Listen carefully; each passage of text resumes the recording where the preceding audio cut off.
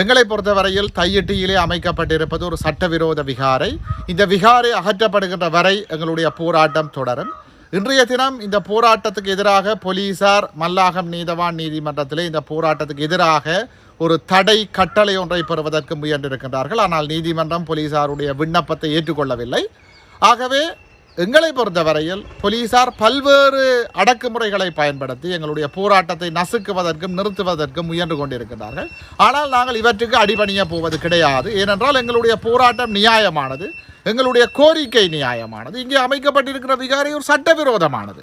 தமிழ் மக்களினுடைய காணிகளை அடாத்தாக பிடித்து சட்டவிரோதமாக ஆக்கிரமித்து இந்த விகாரை கட்டப்பட்டிருக்கிறது.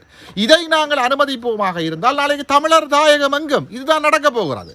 தையிட்டியிலே ஒரு சிங்கள குடியேற்றத்தை கொண்டு வருவார்கள். இங்கே 50-100 சிங்கள குடும்பங்களை கொண்டு வந்து குடியேற்றுவார்கள். அப்புறம் அவர்களுக்கு ஒரு பாடசாலையை கட்டுவார்கள், முன்பள்ளியை கட்டுவார்கள், வைத்தியசாலையை கட்டுவார்கள். இது ஒரு பாரிய சிங்கள குடியேற்றமாக விரிவடையும். இதை நாங்கள் அனுமதிக்க முடியாது.